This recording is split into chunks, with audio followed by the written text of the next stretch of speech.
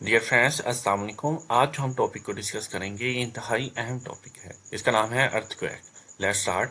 सबसे पहले हम जानेंगे कि कैसे अर्थक्वेक आते हैं। तो इसकी जो मेन रीज़न है वो ये स्ट्रॉन्ग एनर्जी वाली वेव्स, स्ट्रॉन्ग एनर्जी वेव्स, उनका नाम सिस्मिक वेव्स है। उनका नाम सिस्मिक वेव है। वो उसकी वजह से अर्थ की जो टेक्टोनिक प्लेट है वो डिस्टर्ब होती है, जिसकी वजह से अर्थक्वेक महसूस होते हैं। और अर्थक्वेक जो इंतहाई खतरनाक है, ये कैसे आते हैं? अर्थक्वेक आने की दो वजूहात हैं। Number one, volcano.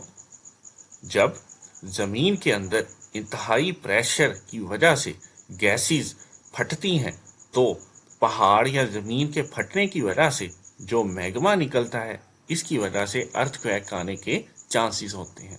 Number two, disturbance of tectonic plate.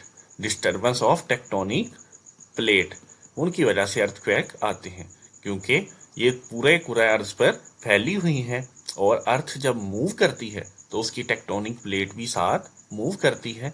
लेकिन मुसलसल मूव करने की वजह से टेक्टोनिक प्लेट्स के कुछ हिस्से, कुछ पार्ट्स, कुछ कोने वो डिस्टर्ब हो जाते हैं, उनकी रॉक्स वहां से खराब हो जाती हैं, जिसकी वजह से उनकी पोजीशन में डिस्टर्बेंस आती है और अर्थक्वेक आने के चांसेस बढ़ जाते हैं।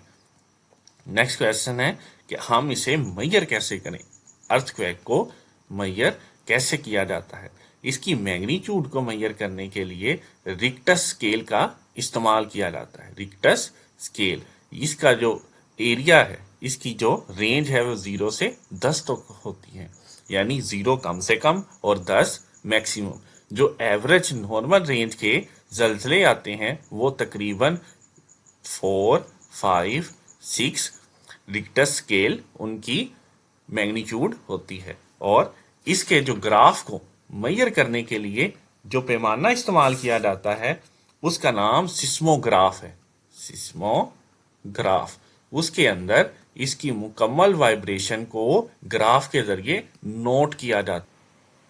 अब नेक्स्ट हम डिस्कस करेंगे what is the effects of earthquake, यानी अर्थक्वेक आने की वजह से क्या क्या नुकसान हो सकते हैं। सबसे पहला तो ये कि समुंदर के अंदर इसकी वजह से डिस्टर्बेंस आ सकती है और सुनामी आने का खतरा बढ़ जाता है।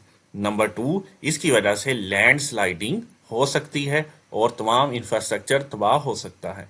नंबर थ्री, इसकी वजह से सोशल जो एंड इकोनॉमिकल डिस्टर्बेंस आ सकती है, यानी जहां अर्थक्वेक आए वहां के लोगों को सोशली एंड इकोनॉमिकल डिस्टर्बेंस का सामना करना पड़ सकता है।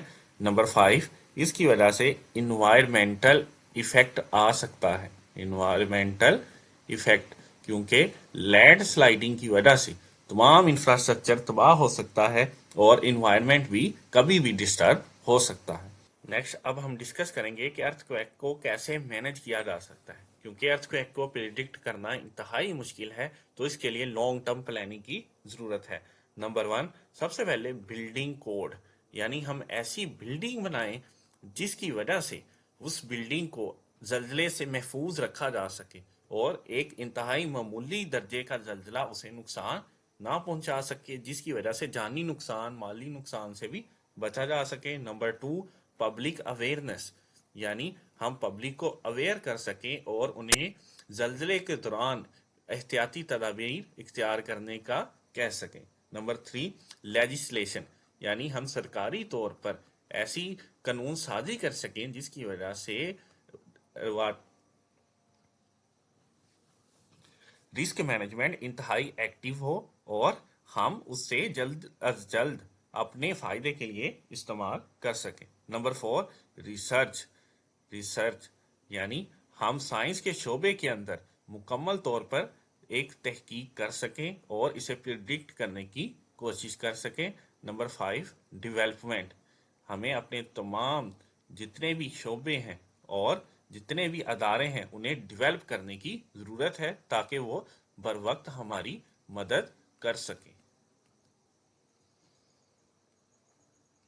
اگر آپ کسی بھی مقابلہ جاتی امتحان CSS PMS PPSC کے لیے پریشان ہیں تو پریشانی چھوڑ گئے اور اسکالر اکیڈمی کو سبسکرائب